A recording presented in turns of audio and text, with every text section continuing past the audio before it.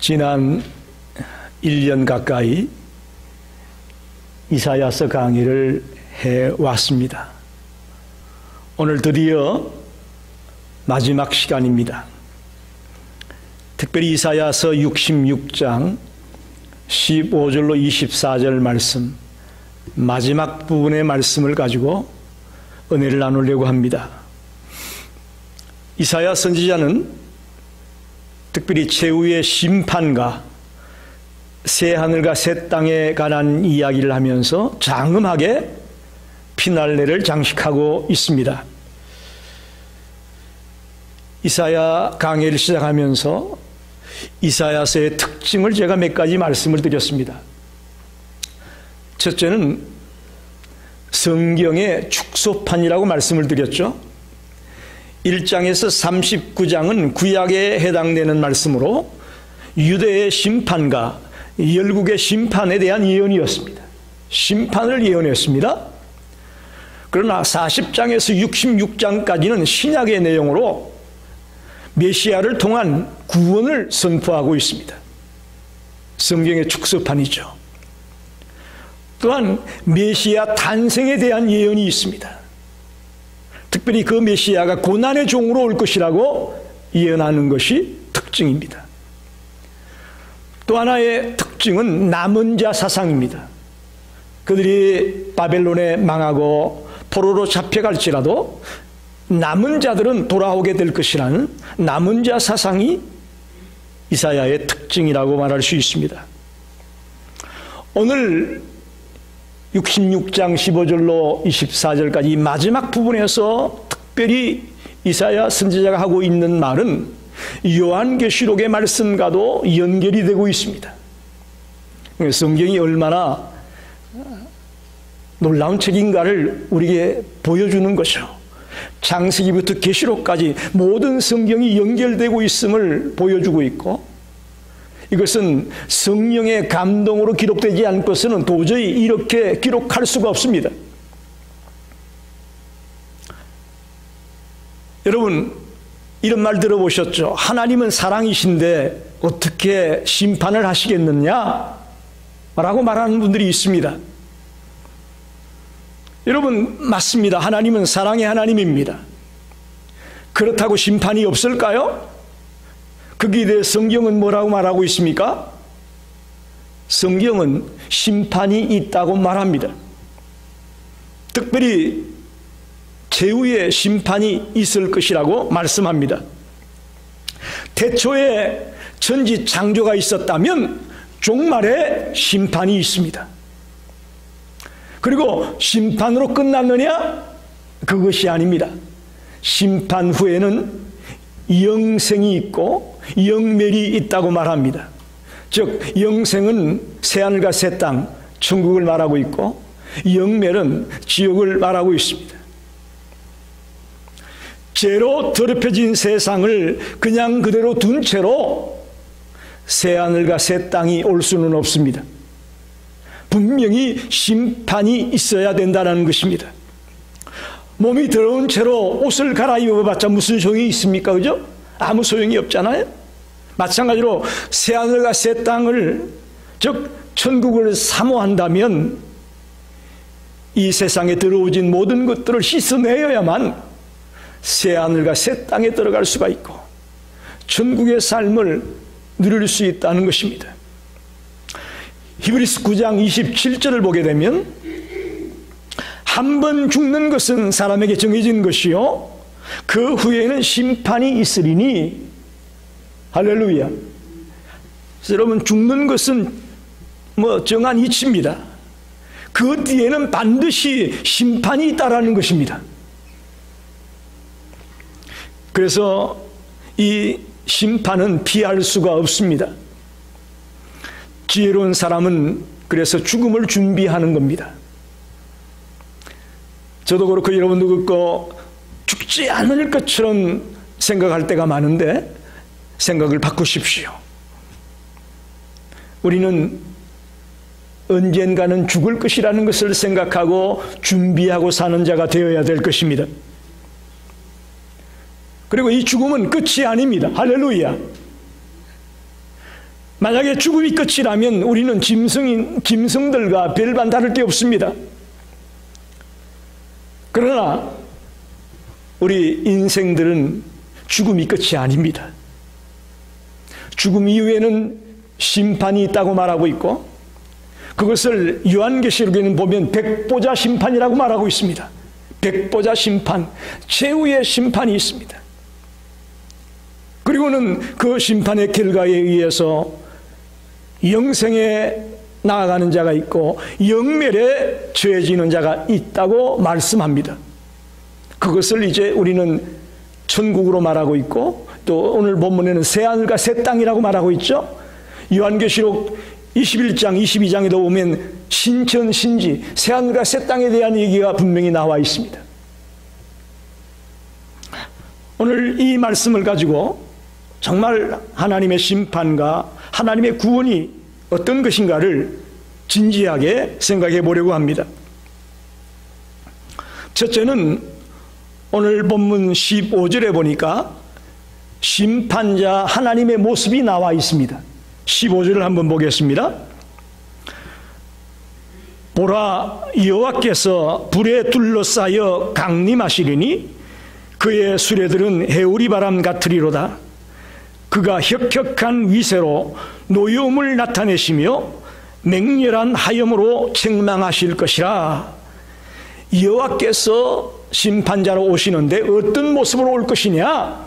첫째는 불에 둘러싸여 강림한다, 그렇게 말씀하고 있죠. 불에 둘러싸여서 강림한다. 노아 시대 때는 물로 세상을 심판하지만 이 세상의 마지막 때는 불로 심판하겠다, 그렇게 말씀하지 않았습니까? 온 우주가 불로 심판을 받게 될 것을 의미하고 있습니다. 왜? 하나님께서 불로 오시기 때문에 그렇습니다. 둘째는 하나님이 하늘의 군대를 동원해서 오겠다고 말씀합니다. 15절 중반에 보면 그의 수레들이다, 그의 수레라는 말이 나와 있죠. 수레는 전쟁할 때 사용되는 병거를 말하고 있습니다. 전사들이 병거를 타고 해오리 바람처럼 그런 웅장한 모습으로 올 것이다. 하나님이 그렇게 올 것이다, 그렇게 말하고 있습니다. 세 번째는 분노의 불꽃을 내뿜고 올 것이다. 맹렬한 하염같이 올 것이다, 그렇게 말합니다. 여러분, 우리가 심판이라는 말을 가볍게 들으면 안 됩니다. 이 장난이 아닙니다. 한번 야단 맞는 것 정도로 끝나는 게 심판이 아니에요. 씨가 사라지고 근원이 사라져버리는 것입니다. 모든 것이 사라져버리는 것입니다. 하산이 폭발해서 용암이 흘러나오게 되면 그 용암에 닿게 되면 어떻게 됩니까? 모든 것들이 잿더미로 변하잖아요. 그런 무서움이 이 맹렬한 하염같이 온다는 표현 속에 내포되어 있다고 봅니다. 죄인들을 심판하고 책망하러 오시는 그 하나님의 모습이 이렇게 맹렬한 하염같이 임할 것을 분명하게 말하고 있습니다. 두 번째는 그럼 도대체 심판의 대상이 누구냐? 하나님이 누구를 심판한다는 거냐? 16절을 보겠습니다. 여호와께서 불과 칼로 모든 혈육에게 심판을 베푸신즉 여호와께 죽임 당할 자가 많으리니, 그랬습니다. 특별히 명렬한 하나님의 진노로 심판받게 될 자가 누구냐? 모든 혈육이다. 모든 혈육이 심판을 받는다. 이건 뭐예요? 이 세상 모든 사람들을 말합니다. 이 세상 모든 사람들을 심판하러 오신다, 그런 말입니다. 신약성경 로마서 14장 10절에 보게 되면 내가 어찌하여 내 형제를 비판하느냐, 어찌하여 내 형제를 업신여기느냐, 우리가 다 하나님의 심판대 앞에 서리라. 할렐루야. 여러분, 로마서에도 우리가 다 하나님의 심판대 앞에 서야 될 것이라고 말하잖아요. 마지막 때가 되면 이 지구상에 존재했던 모든 사람들이 심판을 받을 것이라고 말합니다. 그때까지 살아있는 사람뿐만 아니라 아담 이후 지금까지 살다가 죽었던 모든 사람들까지도 다 부활해서 하나님 앞에 서서 심판을 받게 된다는 사실입니다. 특히 불신자만 이 심판의 자리에 있는 것이 아니라 신자들 또한 이 심판의 자리에 있다라는 사실입니다. 모든 혈육이 이 땅에 살았던 사람이나 그때까지 살아있던 사람이나 모든 사람들이 심판대에 서게 될 것이다. 분명하게 심판의 대상을 말합니다. 하반에 보면 여호와께 죽임을 당할 자가 많으리라. 이 심판대에 죽임을 당할 자가 엄청나게 많을 것이라고 말합니다. 하나님의 맹렬한 심판 앞에 죽임을 당할 자가 많을 거다. 여러분 보십시오. 지금 지구촌의 인간들이 약 78억, 80억에 가까워지고 있습니다. 그 중에 통계상으로만 보면 크리스찬이 약 15억에서 20억 된다고 합니다. 그러면 우리가 생각하는 믿지 않는 자들 이 50억이 넘어요. 이해가 되십니까, 여러분?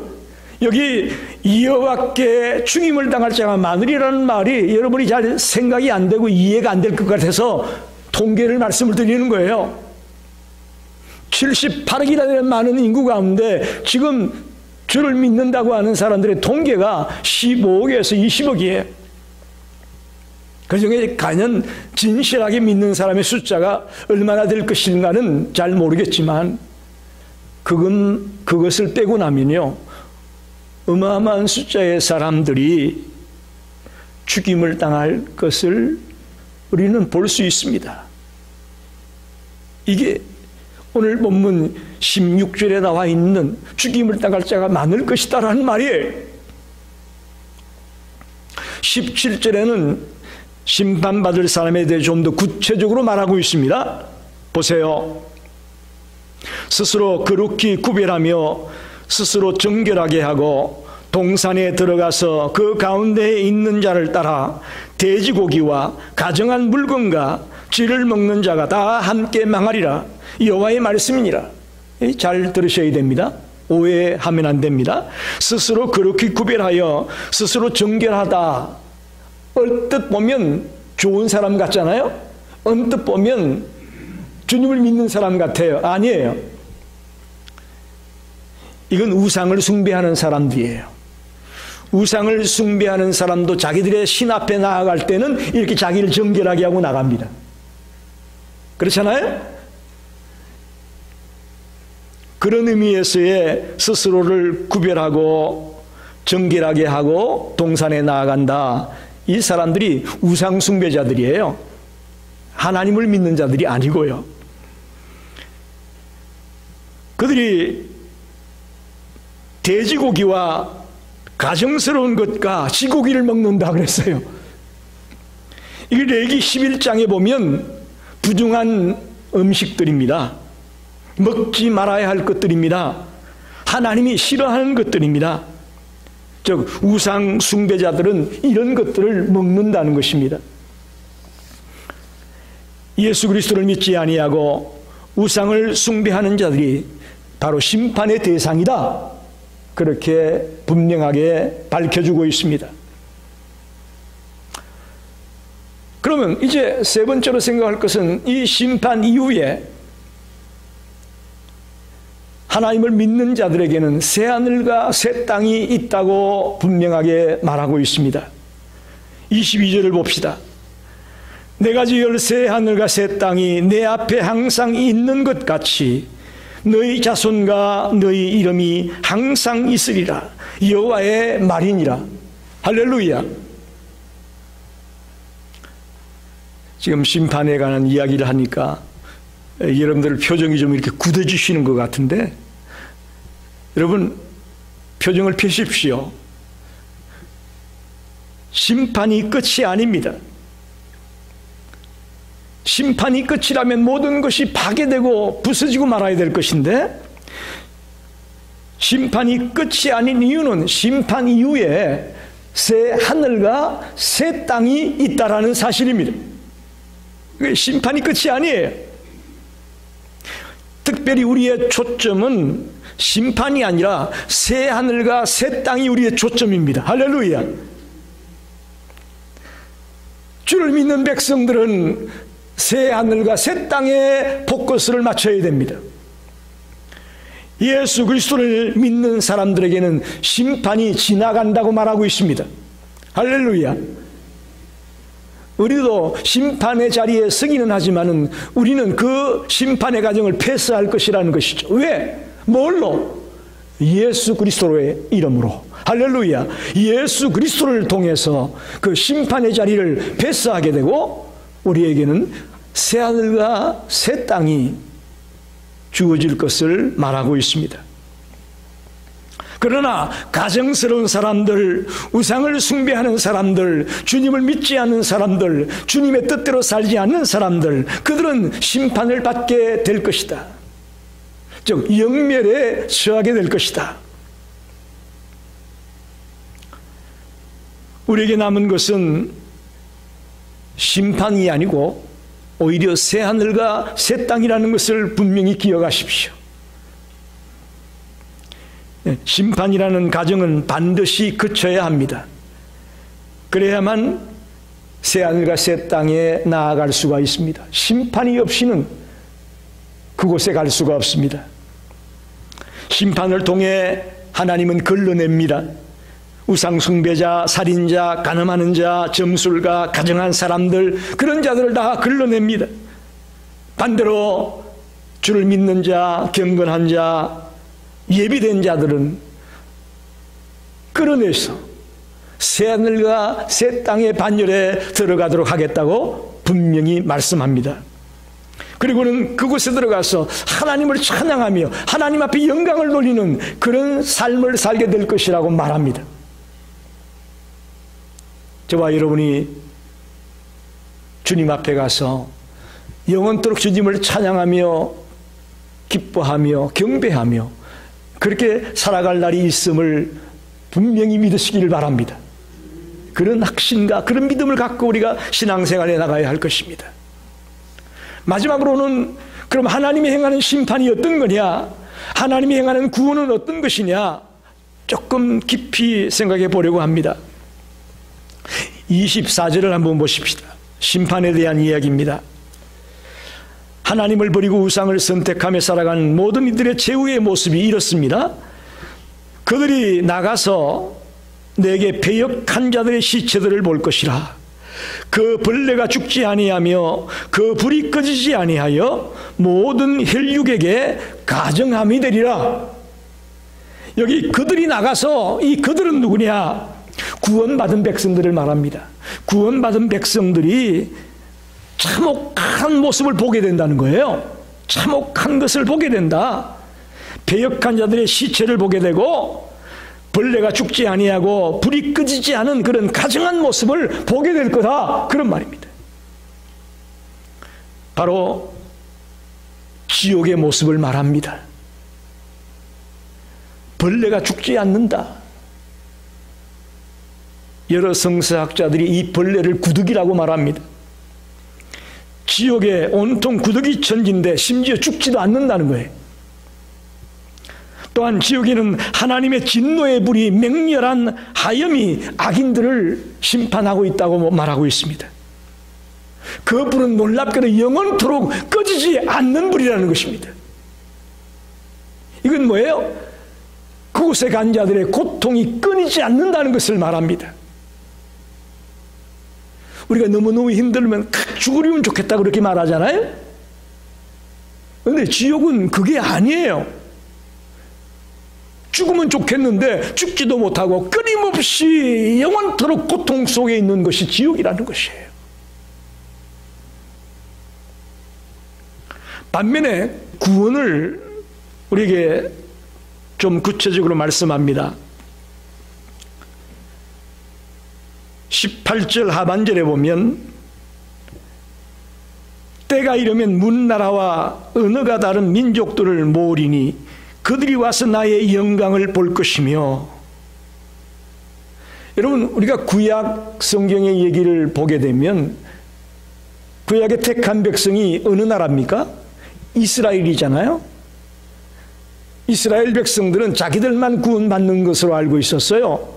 자기들이 택한 백성이니까. 그런데 여기 이사야 선지자는 그렇게 말하지 않아요. 예? 문나라가 언어가 다른 모든 민족들을 불러 모아서 주님을 믿고 구원받게 될 것을 말하고 있습니다.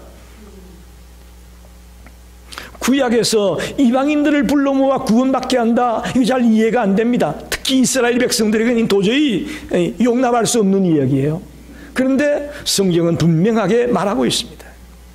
또 21절에는 보면 나는 그 가운데에서 택하여 제사장과 레위인을 삼으리라.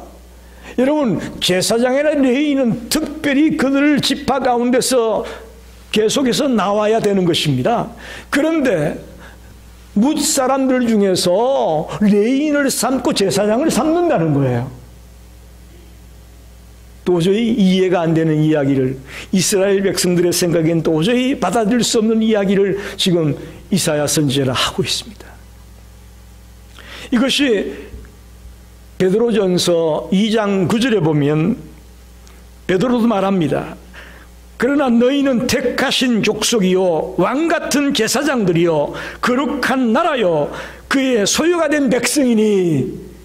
한번 따라합시다. 너희는 택하신 족속이요 왕같은 제사장들이다. 여기 너희는 누구를 말합니까? 우리를 말합니다. 모든 그리스도인들을 말합니다. 모든 믿는 자들을 말합니다. 우리가 왕같은 제사장이라는 거죠. 그러니까 이사야서 66장 21절에 있는 말씀과 베드로전서 2장 9절에 나오는 말씀이 연결됩니다. 비록 이스라엘 백성들은 실수를 하고 좀 잘못을 저지르긴 했지만 구원받을 자들은 자기들밖에 없다고 생각했는데 하나님은 그렇지 않습니다. 이스라엘만이 아니라 모든 열방, 모든 민족, 모든 나라의 백성들이 주님께로 돌아오기만 하면 구원받게 될 것이고 영원한 삶을 살게 될 것을 말씀합니다. 더 나아가 그들을 내 소유물로 삼을 것이다 라고 말씀합니다. 여러분, 지금 유대인들이 예수를 잘 믿습니까? 우리가 예수를 잘 믿습니까? 한번 물어봅니다. 죄송하지만 지금 유대인들은 예수를 안 믿어요. 아직도 메시아가 안 왔다고 생각해요. 지금만 보면은 선민인 이스라엘보다도 우리가 더 예수 잘 믿습니다. 우리가 더 열심히 믿고요. 우리가 더 열정적으로 믿고 있습니다. 이렇게 원근 각지에서 다 불러 모아 구원받게 한다는 이 말씀이 이루어지고 있다는 것을 여러분에게 말씀드리고 있습니다. 19절을 보게 되면 더 놀라운 말씀이 있습니다. 내가 그들 가운데에서 징조를 세워서 그들 가운데서 도피한 자를 여러 나라 곧 다시스와 뿔과 할을 당기는 룻과 두발과 야완과 또 나의 명성을 듣지도 못하고 나의 영광을 보지도 못한 섬들로 보내리니 그들이 나의 영광을 문나라에 전파하리라. 여기 다시스, 뿔, 룻, 두발, 야완 이런 도시의 이름은 성지 이스라엘로부터 제일 멀리 떨어져 있는 도시들을 말합니다. 그걸 상징적으로 그렇게 이름들을 이야기하고 있습니다. 즉 다시 말하면 지구촌의 가장 먼 곳까지 복음이 전거될 것이라는 얘기입니다. 복음이 전파될 것을 말하고 있습니다. 특별히 나의 명성을 듣지도 못하고 나의 영광을 보지도 못한 그런 자들에게 복음이 전거되어져서 하나님의 명성을 알게 되고 하나님의 영광을 보게 될 것이다. 할렐루야. 놀랍습니다.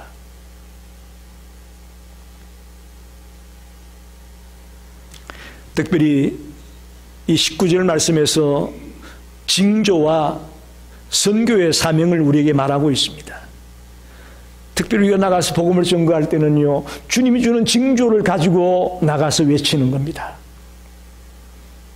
하나님의 능력과 하나님의 살아계심과 하나님의 권능을 확신하고 나가서 복음을 전거할 수 있는 것입니다.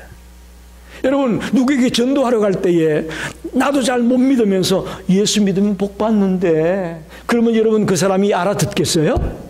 오겠어요? 내가 권능을 갖고 확신을 갖고 담대함을 갖고 주 예수를 믿어라, 그러면 너가 내 집에 구원을 얻을 것이다. 내가 예수 믿으니까 이렇게 좋더라, 담대하게 확신을 가지고 전거할 때에 돌아오게 되는 거지. 쭈삣쭈삣 나랑 같이 교회 한번 가볼래? 그러면 안 따라와요. 안 옵니다, 여러분. 그래서 징조를 주고 담대하게 먼 나라에 가서 복음을 전하라고 하시겠다고 말씀하는 것입니다. 사실 구약 시대 백성들은 이 말을 이해 못했을 거예요. 그러나 지금 우리는 이 말이 얼마든지 이해가 됩니다. 할렐루야. 지금 다 이루어지고 있는 일이니까. 그죠? 지금 저 아프리카의 미전도 전 종족들에게 정말 예수의 옛자도 모르고 성경도 없고 그런 곳에까지 복음이 전해지려고 지금 몸부림을 치고 있습니다. 이게 바로 오늘 66장 19절에 나와 있는 말씀이 그 말씀을 증거하고 있습니다. 도저히 상상할 수 없는 일이 지금 현실로 이루어지고 있습니다. 말씀을 정리합니다. 오늘 심판과 구원에 관한 말씀을 들으면서 여러분 생각이 많이 복잡했을지 모르겠습니다. 그러나 오늘 이사야서의 마지막 부분의 키포인트는 뭐냐? 저는 사도행전 1장 8절 말씀을 생각하게 됩니다. 오직 성령이 너희에게 임하시면 너희가 권능을 받고 예루살렘과 온 유대와 사마리아와 땅끝까지 이르러 내 증인이 되리라. 할렐루야. 이 사도행전 1장 8절에 있는 이 말씀으로 저는 오늘의 말씀을 함축할 수 있다고 봅니다. 심판을 얘기하면서 급주려고 하는 것이 아니고 먼 나라에 흩어져서 주를 모르는 무생명들에게 복음을 증거하라고 하는 놀라운 명령이 이 속에 포함되어 있다고 믿습니다. 여러분, 아직도 우리 주변에는 너무나도 많은 자들이 주님을 모르고 살아가고 있습니다. 누가 그들에게 가서 복음을 전해야 될까요? 할렐루야. 맞습니다, 권사님. 우리가 가야 됩니다. 우리가 갈 수 없는 곳에는 누굴 보내야 됩니다. 할렐루야. 한번 따라합시다. 가든지 보내든지 둘 중에 하나 하자. 아멘입니까? 둘 중에 하나 하자는 거예요. 내가 가든지 내가 갈 수 없으면 누군가를 보내든지, 그건 선교사님들을 후원하고 스포트하고 기도해주고 하는 것들을 말합니다. 할 수 있습니다. 아니, 나 같은 사람이 뭘 할까요? 아니에요. 우리 모두가 할 수 있습니다.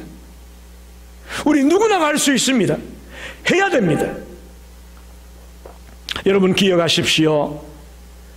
예수 그리스도를 믿음으로 구원에 참여한 성도들은 영원히 살아서 하나님을 예배하며 살아갈 것이라고 말합니다. 반면에 주님을 끝까지 믿지 않았던 패역한 자들은 심판을 받고 영원히 멸망 가운데 처하게 된다고 말합니다. 둘 중에 하나를 선택하라는 것입니다. 둘 중에 하나를. 심판이냐 아니면 구원이냐, 우리에게 선택하라고 말합니다. 새하늘과 새 땅에서 영원토록 주님과 함께 살아갈 그 구원의 길로, 구원의 자리로 우리의 이웃들을 우리의 친구들을 주께로 건면하는 성도들이 되시기를 간절히 축원합니다. 기도합니다.